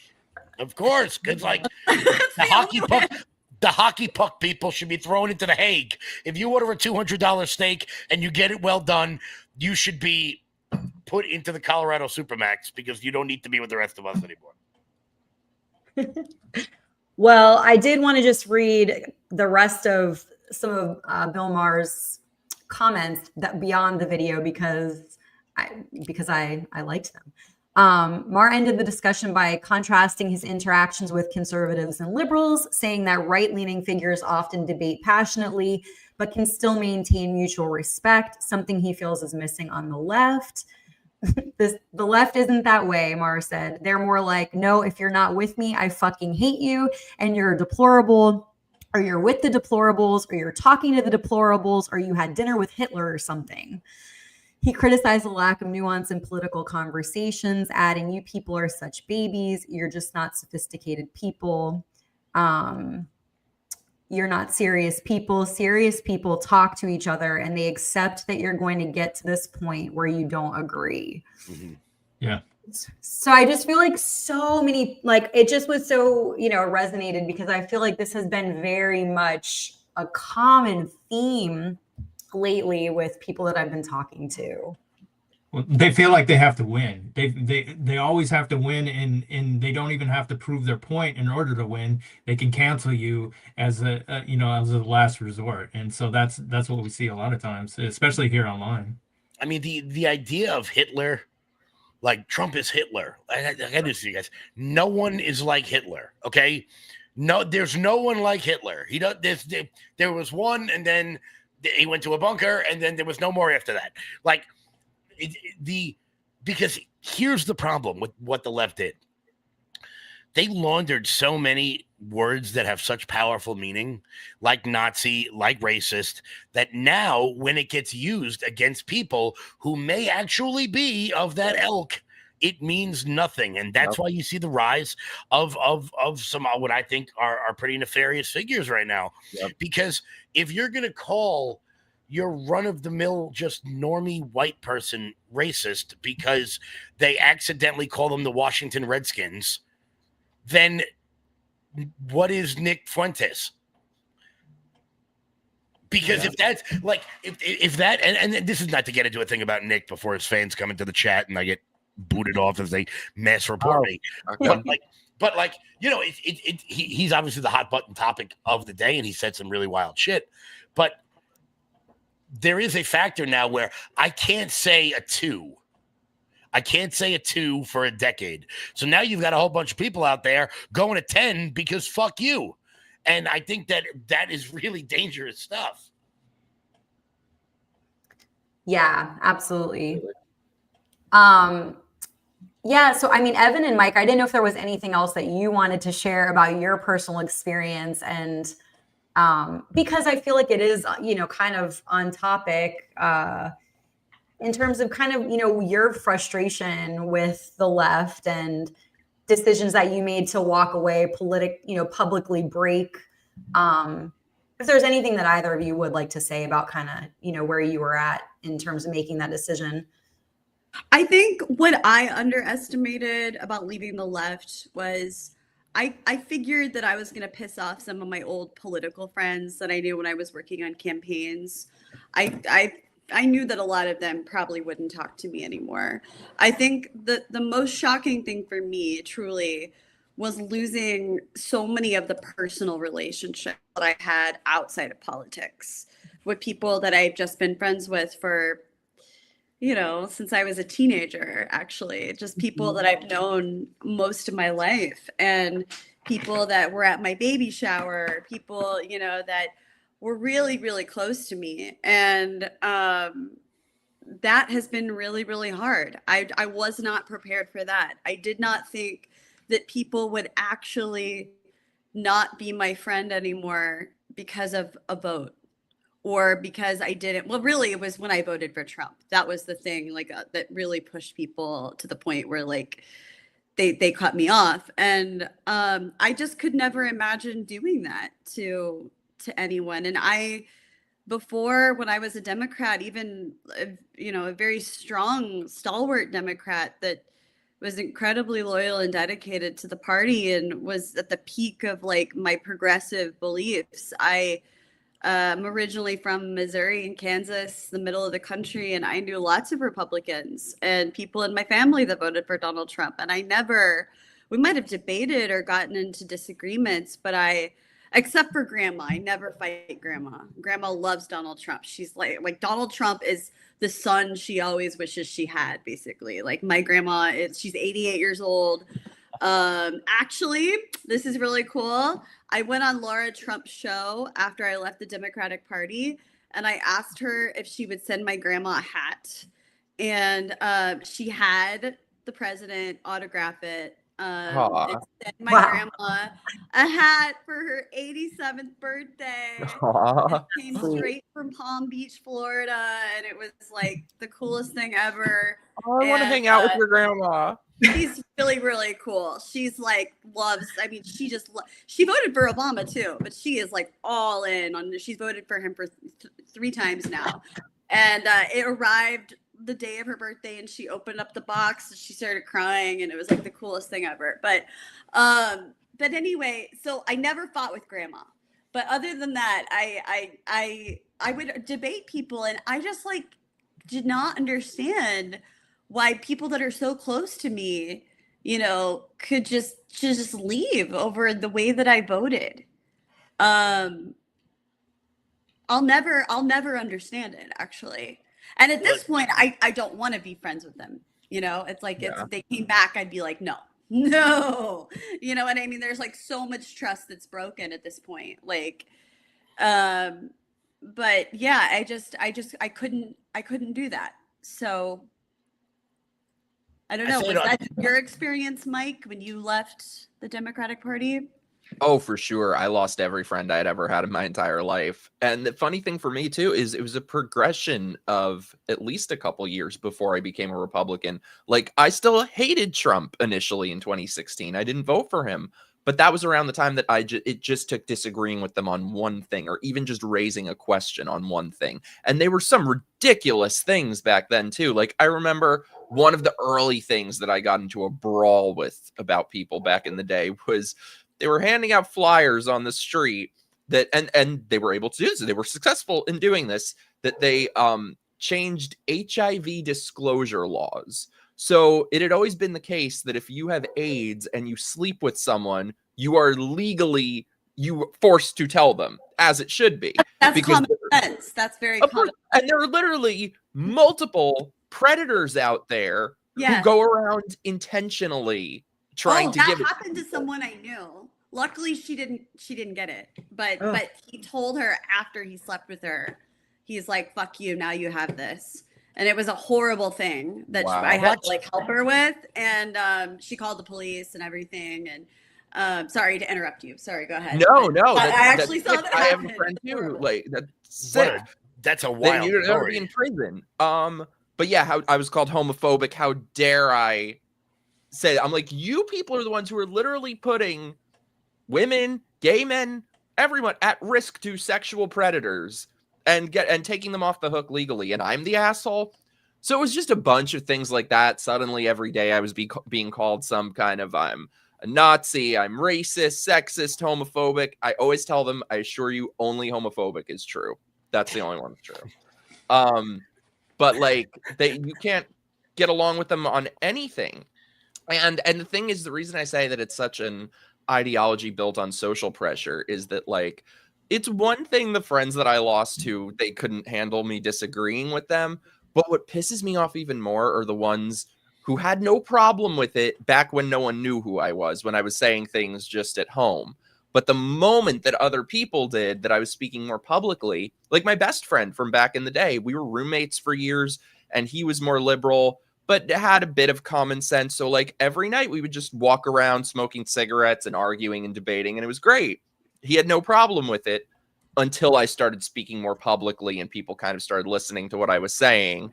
Never spoke to me again, because now with these people, all it would take is one bitch friend saying to them, oh, how could you be friends with him? And they're done with you. So yeah, for a long time, I really felt like I destroyed my life in speaking publicly and speaking my mind. I'm just not the type of person who's able to be fake or pretend like a lot of them do. Because, you know, back in the day, before speaking about politics and stuff, I was an artist and a writer. And I really think that now things are just now starting to change, where people are able to make their own things and make art that's dissident. So I really thought for a long time, like being openly Republican, that was just off limits for me. But I'm working on my first film now, so I think things are starting to change. Well, if you need an obnoxious fat guy, always, I'm in. You know, it's so interesting to hear all of you guys say that kind of thing, because it is so. That's got to be terrifying. I had a friend of mine who's gay, and he told me that coming out as a Republican was harder than coming out as gay. And I remember thinking to myself, like, bro, that is so. I mean, we all knew, like, you know, like we knew he was gay from when we were kids, but like to his parents and stuff. And I remember thinking, like, man, that is such a trying time that we live in now. Like, who you vote for, I don't know. I feel like a lot of those cultural issues from the past are dead now, and now we're the kind of the big tent party. Like, I feel like the people that are like anti-gay marriage now, most of the people on my side are just like, bro, shut up. Like, stop. Like, you sound like a clown, like Mike Pence, you know, like I don't want to do anything that guy's doing. But it's funny that you talked about that. Him and Lindsey Graham up together. I feel like they'd be a cute couple. You know what's funny though is you brought up that HIV bill where you don't have to tell people anymore. The guy who started that whole process, Scott Weiner. Oh God, yeah. He's probably going to be in Congress. Right. Yeah. Like, no. He's in San Francisco. He's in the belly of the beast. I tried to help. He's running in the primary for Pelosi's seat. Yeah. Well, and he'll probably win too. I tried to help. What do you think, Evan? Do you think Saikat Chakrabarty will win? So Scott Weiner used to be my state rep in San Francisco. He's also like 12 feet tall. He won last year. He won last year. Yvette Corcoran was she went against him and she lost, and Weiner won, right? Yeah, he did win. I voted against him, but he won. And yeah, he's running for Congress for Pelosi's seat, exactly as I thought he would. I think it's going to be against him and Shoikat. It's interesting. I've been paying close attention. Oh, and for people who don't know, Shoikat is he used to be AOC's chief of staff on the Hill, and he also started or co-founded the group Justice Democrats, which, if you guys aren't familiar, they were the organization, they're still around, that helped launch all of these squad candidates. So people like Ilhan Omar, AOC, like they were sort of like the driving force behind all of these people, Rashida Tlaib, Cori Bush. And so Shoykot is clearly a progressive, right? He's clearly of the left. But people in San Francisco, these lefties in San Francisco, are saying that Shoykot is too right-wing to represent them. And they're canceling him. They're going after him. They're so mad at him right now because I guess he made a donation to Daniel Lurie, who is the current mayor of San Francisco, who's more of a moderate, who's actually, doing a lot to try to clean up the city in terms of crime. So Shoykot just committed the sin of giving that guy a donation, probably because he's lived in San Francisco and has seen how bad it's been with all of these like pro-crime policies, and they're canceling him, and they're like, "Fuck you! You're not left enough for us. You're right wing. You're a right wing tech bro," and it's like hysterical to me because this guy is like as progressive as it gets, really. He's like the ringleader of the progressive movement in America. Basically, but he's too right wing for the progressives of San Francisco. Yeah, they probably got him labeled as a Nazi now. But yeah, I think it'll be between him. I'm surprised. I actually thought Christine Pelosi's daughter was going to run for the seat. No, she announced that she's running for state senate. And I'm surprised. I'm like, why aren't you going for your mother's seat? That seems a little.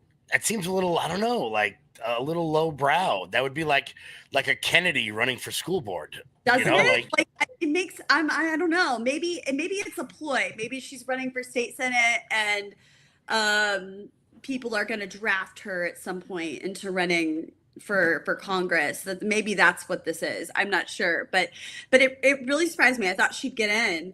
And so it looks like it's going to be between Scott Wiener, and I'm sure other people will jump in. Chesa Boudin could jump in. I don't know if you guys remember him. Oh, yes, the son of the terrorists. Yeah, that guy who almost destroyed San Francisco might jump in, and then Scott Wiener and Shoykot. But as of now, it looks like it'll be between Shoykot and Scott. And that is from where I'm sitting, that three-way primary. Like I don't know. It's like when the Braves and the Phillies play. I don't want any of them to win. If I had to pick between Shoykot and Scott, I'd probably pick Shoykot, to be honest. Yeah, me too. Just because that guy Scott Wiener's weird, man. Yeah, I probably would. But he's weird. But didn't he try to lower the age of consent or something too? Like he did a bunch of like weird. Yeah, let's not do that. Let's not do that. But yeah, just the fact that Chesa Boudin's going to jump in, like for the people watching who don't know, he's literally the child of terrorists, and that's not like a euphemism. His dad is David Boudin, who knocked over a Brinks truck in 1984 here in New York in order to fund like the Weather Underground movement. He was raised by Bill Ayers and Bernadine Dorn. Like that's like. There's no words. And why is San Francisco so bad? Because you had a guy who was adopted by a woman who spent 25 years on the FBI's most wanted list running your city. Like, I don't know. Everyone should look into the Weather Underground. It's an interesting little nugget. I will do that now. Yeah. Oh yeah, no. And David Boudin got pardoned by Cuomo on his way out the door as governor. You're a wealth of information, Kevin. I'm a savant. All of you are. That's why I enjoy having you all so much. I'm really good at Jeopardy. Nothing else, though, Well, we could do a trivia team would be good, maybe. Oh, I kill it at trivia night. Damn, but I feel like embarrassed even saying that next to you. You're like the major leagues trivia. Nah, you know what it is that it's first off, I love documentaries. They got documentaries about everything. Just like put on Amazon Prime, they have everything on there. But like I said before, a lot of the people of the left don't know where their ideology came from. So when you hear someone say something like January 6th was the worst attack on the Capitol since the Civil War, I go, well, what about the time the Weather Underground set off a bomb in the Senate chambers? And they look at me and go, what? And I'm like, yeah, they bombed the Senate chambers. And people don't even know that. And it's because people don't know what came before them. They don't know where these things are. When we were But January 6th. yeah, look, January 6th was bad. But when a person says it's not as bad as until the Civil War, I'm like, they literally set off a bomb at the Capitol. I think that's January 6th is the worst day since then. Okay, I'll give you that. But most people don't really know what they're talking about.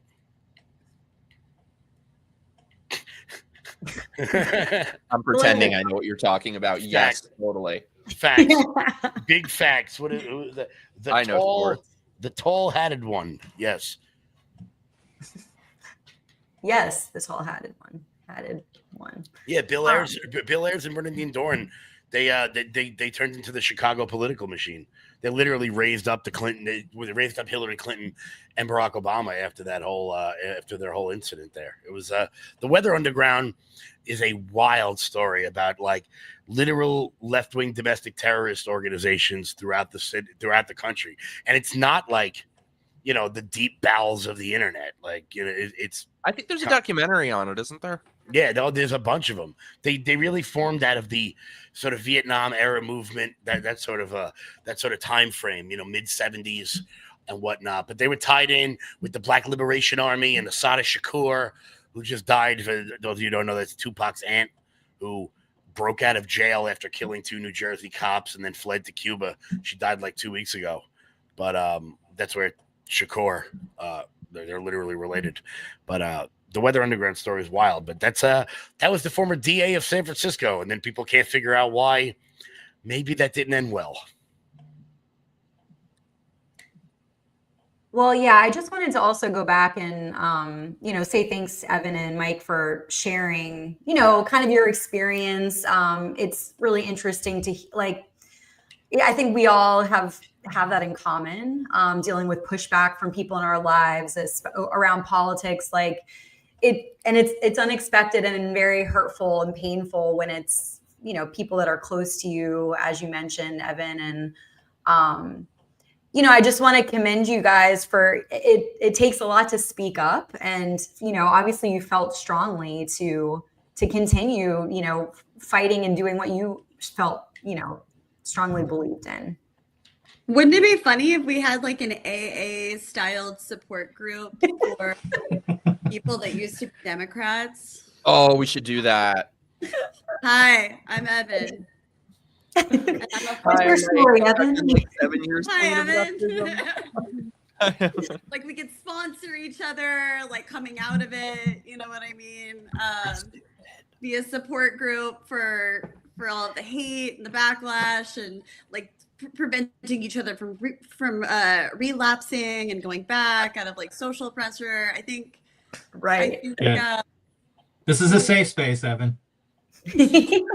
Exactly. Yeah. Anonymous, right? Democrats Anonymous. Yeah. Yeah, it's really been a common theme coming up in my conversations with people, whether it's on the podcast interviews, just a lot of similar stuff and kind of how people dealt with it, the challenges and like the pain associated with it. In the negativity, the trolls, the hate, like there's just a lot of anger and aggression too, that I'm seeing from friends, and it's difficult to navigate. And for me, like I'm very I'm like an unboxable lib is what I like to call it. And I don't think it's so bold. Very bold, yeah. But it's there's just a lot of like gray area and in between, and things don't necessarily. It's not in a box, and it's you're this or like. Even as Kevin was saying earlier, like with Republicans or Democrats, it's not, everyone's not all the same, right? There's a lot of that common ground in between there that people fail to, they really try to polarize when we can agree, and something I always say too, and I saw this video about a girl talking about how she can agree with 70%, or let's even say 90% of what Democrats are saying. But because there's that small percentage, like that's the cancel, like that's, off the table. Whereas I really do feel right now with Republicans, it's different. With conservatives, it's different, and they're more open arm and welcoming. And even if I would probably agree with less, possibly, but we're able to have the conversation. So we'll welcome you guys all in. You're all part of the club. Aw, thanks. It's nice over here. Plus, we're fun people. Well, the proof is in the I pudding. agree. Literally. I have way more fun when I hang out with Republicans. For some reason, I'm just like, why are they so much more fun? And like, and I gotta say, if you take Hollywood out of it, we're a lot better looking. We're a lot better looking people. Yeah, I feel like I've gotten hotter since I left the Democratic Party. Me too. Like something about it. Oh, you know what? I guess I should register as a Democrat and then leave again. Maybe give me a little boost. You're already sexy, Kevin. Thank you. Yeah, I Yeah. got a voter registration form. Actually, I got some right here. I'll register as a Democrat quick, put it in the mailbox. I'll come back and I'll be like 15, 20 pounds less. But no, I mean, I really do appreciate, like, these streams have been awesome. I think, like modeling it, like it's always, whatever. I mean, we actually do agree on a lot of things. Like from all of these conversations, that's something that I've been very aware of.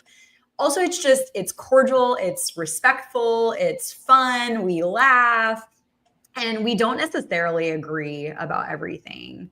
So I think this is a perfect example, that we have different opinions, but we're able to talk about them in a respectful, loving way. And there's love, and we get along, and we could all hang out.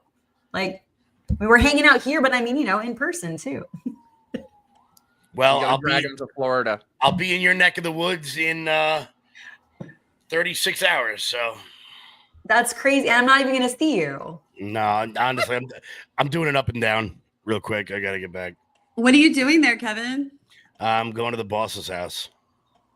Wait, are you going to Mar-a-Lago? Yeah. Well, I'm kind of a big deal. I was like, where was my invite? I told you next time I get a plus one. Next time I get a plus one, you're in. I'm down. And when you get a plus one, Angela, I'm inviting myself. One by one, we'll make our way. Yeah. We'll add one each time. Well, guys, thank you so much. Is there anything else that you want to shout out? Shows coming up this week, things you want to plug, where people can find you? Jay, I'll start with you. I know you have at least one exciting show coming up this week that you were telling me about. Yep, Thursday I'm hosting Mark Lucas, who used to be on the Article 3 project. He does veteran action. He pushes bills for veterans' rights, and so we're going to talk about his latest. He's going to be on Bannon's War Room, I believe, this week also. But it's usually a good show. Mark Lucas always comes on our spaces and stuff like that. He's a really well-spoken dude. He worked with Hegseth. He pushed for Lohmeyer and Hegseth to get confirmed, and so he's just a fantastic patriot. So looking forward to that. Thursday night, 9. Awesome. Thanks, Jay. And again, happy Veterans Day. Kevin, I mean, you kind of already plugged your big event for the week, but well, on Thursday I've got a pretty big guest on my show. It's you. Oh, what? We're gonna record it afterwards. Live from Mar-a-Lago? No. It'll be great because it'll be a nice role reversal because when I do the interview, I have to stop talking, which I know that when I'm on other people's shows, I have an inability to shut the fuck up sometimes. So, and I go off on tangents about domestic terrorism 50 years ago. But, no, yeah, if you guys want to just give me a follow, my X is right there on the screen, Kevin_Smith45. No, I'm not Silent Bob. Please don't put that in my comment section because I'm not offended at the reference. I'm offended at your lack of originality. If you're there's plenty of things Elmer Fudd, you could say. There's plenty of things I look at. Poor Alex Jones. There's a lot of things you could come up with. But so give me a follow in there or rumble.com/loudmajorityus. Thanks, Kevin. And from Kevin to Evan, because I love to rhyme. Evan, what you got going on? I know you said you have some news coming up soon, but I don't know. Maybe Mum's the word for now. But the next time I come on your show, I'll have something really, really big to talk about. So well, that's exciting right now. Yeah. Well, I you love can to find hear me that. on Evan WCH. And you can find me on Substack, evanbarker.substack.com. Really excited to come on soon and talk to you about the thing. I can't wait. I'm dying to know. That's why I can't shut up about it. But it's not a Christmas calendar. Wait, what? A calendar? No, I'm very excited for you. You should do that. You should do a Christmas calendar. Me? Get all your female friends to participate. All right. Well, January and February right here. You're right around the corner. Yeah, Kevin can do January. I like that. All right. All right. And Mike. Hey. Yeah. Let everyone know how they can find you, how they can support you, what you got going on. Thanks. I'm on Twitter at or X at not Mike Harlow, or on YouTube. It's just my name, Mike Harlow.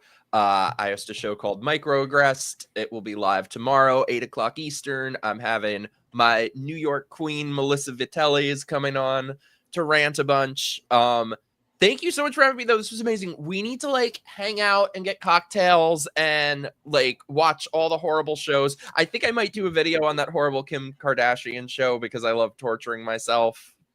That's fun though. I could listen to you talk about it all day long. So and I haven't watched it, so I would love to watch it with you. Yeah, I'm down. I want to hang. Let's do it. Theme parks, whatever. I haven't done any theme parks yet. So oh my God, we got to change that. I know we're gonna do all the things, but I appreciate you guys so much. Thank you. I couldn't do this without you. You all rock so hard, and I really, really appreciate your time and being here. And you all are just beautiful individuals, and I'm thankful for you. So definitely talk soon. Thank you guys so much. All right, and I'm going to do a little. I love you guys. I'm going to do a little plug for Bold Talk. So thank you guys so much for being here. This is Bold Chat, brought to you by Network Access Group. We do this live stream every Tuesday at 7 to 9 Eastern Standard. And on Thursdays, we do a little afternoon sesh from 3 to 5 p.m. Eastern Standard Time. So that is Bold Chat, the new live stream twice a week. And we always like to bring in guests, talk about current events, politics, what's going on, all the tea on all the different things.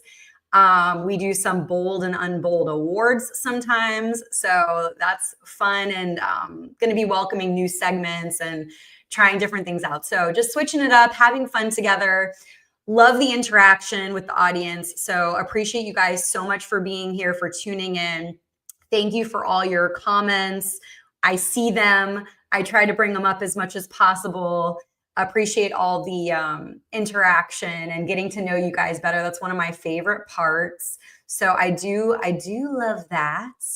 And then Bold Talk is my weekly podcast. Comes out every Friday at 7 p.m. Eastern Standard Time. And I'm going to do a little clip from this the episode that released last Friday with Constantine Maroulis.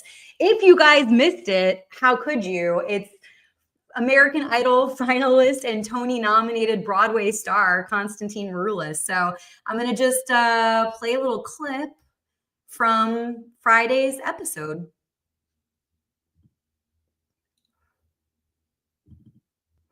That's contributing to some of the insecurity, but also just at a young age, you are kind of trying to find yourself and all that jazz, which actually, so you saying that you had stage fright is really shocking to me. That would have never guessed that. How did you overcome that? You know, it's so funny. I guess everyone got to know this like Constantine, confident, cocky, like rock I don't think star that's on cocky. stage, No, this not kind of a cocky. thing. No, yeah, but you know, like that character or caricature, maybe what people think they know you, but I really am this kind of like theater geek, you know, underneath it all. Not like suddenly Seymour kind of all the way kind of geek, because I always loved the rock and roll and like and understood it, like the real records and the great shit, and I could really sing it and play it, not in like a musical theater rock way, not like that, I like I actual stuff. Yeah, you know, when guys are like, yeah, I know pop rock. I'm like, no, you don't. But so yeah, I don't know. I think it sounded great at home, like in my room, performing all the songs of Jesus Christ Superstar, performing all the roles in that and West Side Story and everything else. But then when I got out there in front of people, I was like, oh, well, also I had a really high singing voice, right? I always did. So when you're like 12, 13, 14, that's like not cool. That's fair. Yeah. So Things you change. try to like when it's if something's up like there was a time, you know, you'd sing it like there was a time. Like you try to drop it down an octave, like once you got up on the mic, so people wouldn't think you were like, I don't know, you know how it is. Yeah. Well, I They'd think be that like, also speaks to, like he's a you said, like, girl. the age and like just kind of feeling unsure of yourself and like, you know, whatever, insecure. And so you kind of have to like find your way. And it's tough at that age for sure.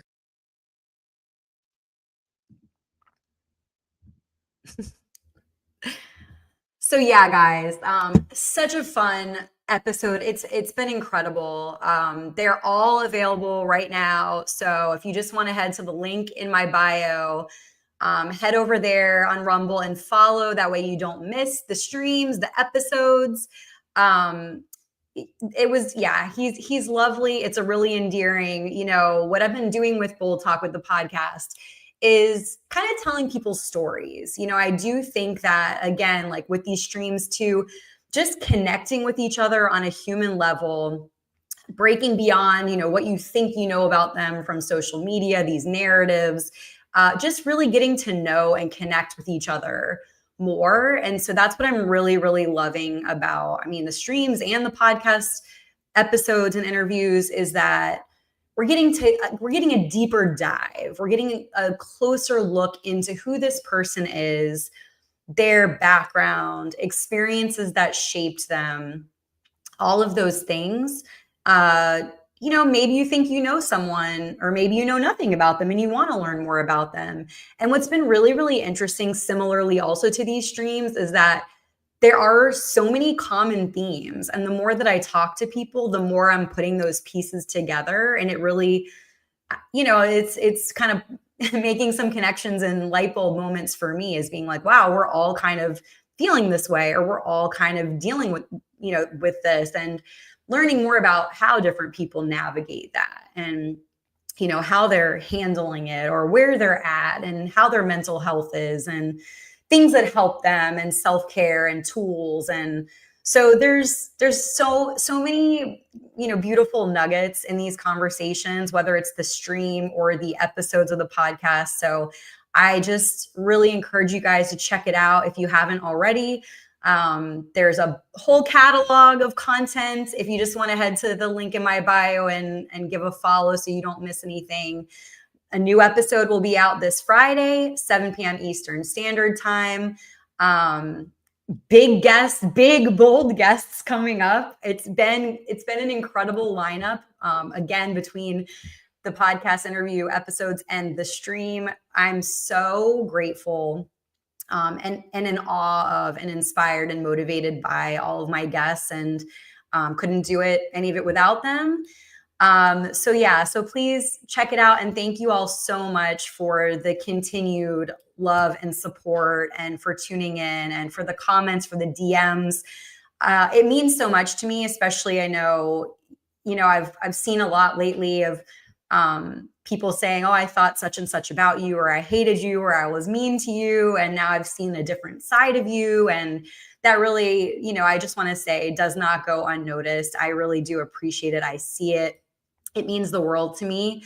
And, you know, stuff like that, that like kind of, you know, it's really important in the spirit of, you know, YOLO and living life to the fullest and making sure, you know, you don't have any regrets is, you know, is telling people how you feel. And when you think something and a feeling that you want to share, do it. You know, it means so much to people. I try to do the same thing, whether it's a compliment or a smile, or it's a win-win. It feels, you know, good for you, for them. You never know what people are going through. So I do just want to say that I do see you and I appreciate you. And I thank you so much all for the love and support. And let's keep spreading it around and supporting each other and hopefully getting to a better place and a better future. Thank you guys so much for your boldness. You rock. We'll see you for the next live stream on Thursday at 3 p.m. Eastern Standard Time. And yeah, check out the link in my bio again. If you haven't already, please give a follow. And thank you so much, Network Access Group. Appreciate you guys. Have a great rest of your night.